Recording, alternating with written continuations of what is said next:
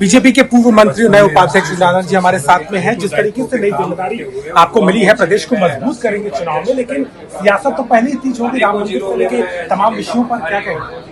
नहीं, निश्चित रूप से मैं कह सकता हूँ कि आदरणीय प्रधानमंत्री जी के नेतृत्व में, उनके आशीर्वाद से और उत्तर प्रदेश में आदरणीय योगी जी की सरकार ने, बीजेपी की सरकार ने जो बेहतरीन काम किया है, वही एक आधार है जो जन जन तक काम पहुंचाने का काम कर रहा है।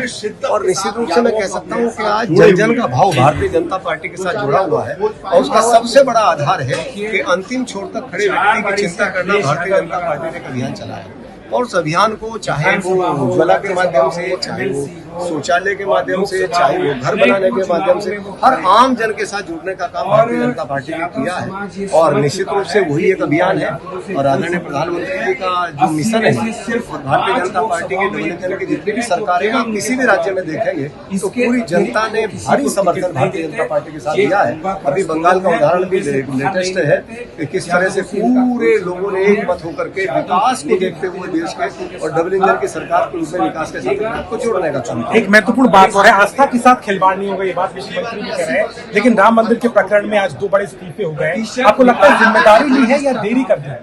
आदरणीय प्रधानमंत्री जी के रहते, मुख्यमंत्री जी के रहते निश्चित रूप से आस्था के साथ खिलवाड़ नहीं हो सकता। और मैं कह सकता हूं कि पहले ही दिन जब ये विषय आया था, जिस तरह से एसआईटी का गठन हुआ था, और एसआईटी अपना काम कर रही है, उस विषय में मैं समझता हूँ एसआईटी ही बोलेगी। चलिए, तो बिल्कुल नई जिम्मेदारी के साथ में बात की है। और अगर बात की जाए राम मंदिर प्रकरण में हुई एफआईआर दर्ज के बाद में 2 इस्तीफे, कहीं ना कहीं इसी को लेकर के यूपी की सियासत में फिलहाल चर्चा जोरों पर है और इसी पर सियासत भी गर्म होती नजर आ रही है।